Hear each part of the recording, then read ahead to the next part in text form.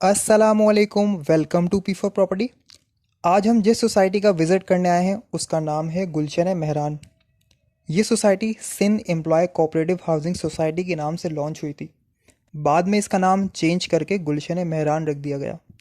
तो आप इसे सिंध कोऑपरेटिव हाउसिंग सोसाइटी या गुलशन मेहरान भी कह सकते हैं। गुलशन मेहरान बहुत बड़ा है, तकरीबन 485 एकड़ पर मुश्तमिल है। इसके 5 सेक्टर्स हैं, सेक्टर 1 से लेके सेक्टर 5 तक, और हर सेक्टर के अंदर 4 ब्लॉक्स हैं, यानी sector 1A, 1B, 1C, 1D, इसके बाद sector 2A, 2B, 2C, 2D। गुलशन मेहरान के 12,000 अलॉटी हैं। ये लीज सोसाइटी है। इस सोसाइटी में 40 फीट से 60 फीट तक के चौड़े रोड हैं। ये 1970 से 1980 के दरमियान लॉन्च हुई थी। इस सोसाइटी में 120, 150, 200, 400, 600 से 1000 गज तक के प्लॉट्स हैं। प्राइजेस जो हैं 150 गज के 60 से 65 लाख तक के दरमियान है। 240 गज के 85 से 90 लाख के दरमियान है। 400 गज के 1 करोड़ 35 से 1 करोड़ 56 लाख के दरमियान है।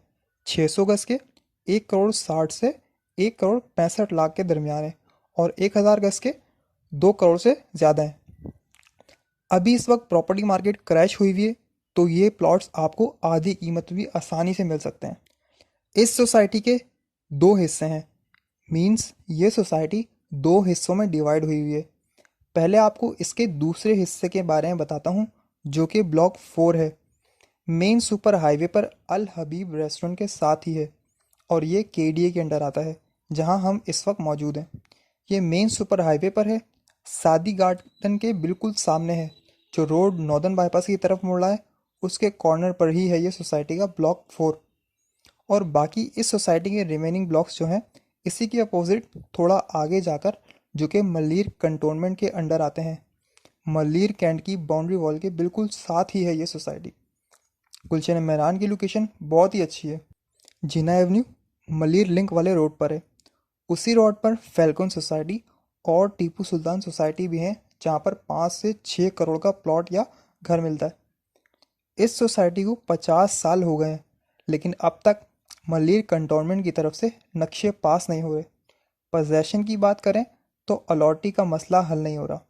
उनका केस चल रहा है। अलॉटी के हक में भी फैसले हुए, फिर भी उनके मसले हल नहीं हुए।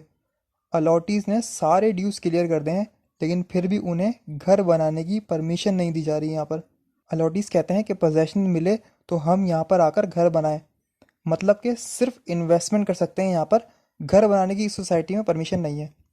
इस सोसाइटी का सिर्फ सेक्टर 1 और सेक्टर 2 क्लियर है, लेकिन वहाँ पर भी पोजेशन नहीं दिया गया। इसका सेक्टर 3 50% क्लियर है। बाकी सेक्टर 3 का जो आधा हिस्सा है वो क्लियर नहीं है। वहाँ पर कब्जे और डबलिंग के मसले हैं। बीच में इस सोसाइटी में डेवलपर ने काम भी शुरू किया था, बाद में रोक दिया गया। गुलशन मेहरान को 2007 और 2008 के दरमियान में एनओसी मिल गई थी। लोगों ने कंस्ट्रक्शन भी करना स्टार्ट कर दी थी। बाद में कंटोनमेंट बोर्ड ने इस सोसाइटी की एनओसी कैंसिल कर दी।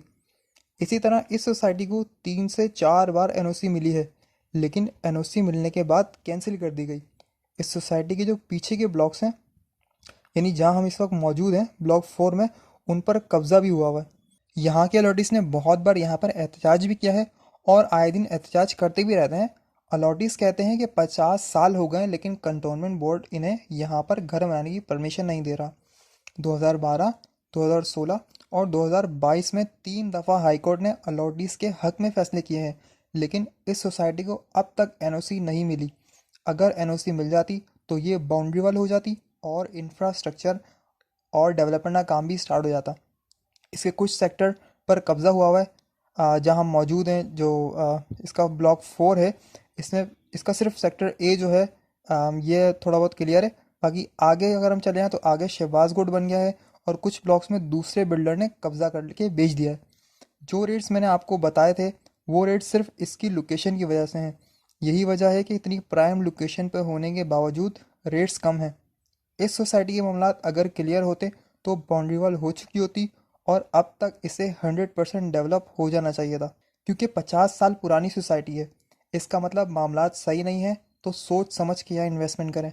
अगर इन्वेस्टमेंट करनी है तो आप एक ऐसी सोसाइटी मुंतखब करें जिसके सारे मामलात क्लियर हों, और ऐसी सोसाइटी में इन्वेस्ट करें जहाँ पर बिल्डर ने टाइम पर डिलीवर किया हो, और बिल्डर की रेपुटेशन पहले ज़रूर चेक करें ताकि बाद में आपको किसी मसले मसाइल का सामना ना करना पड़े।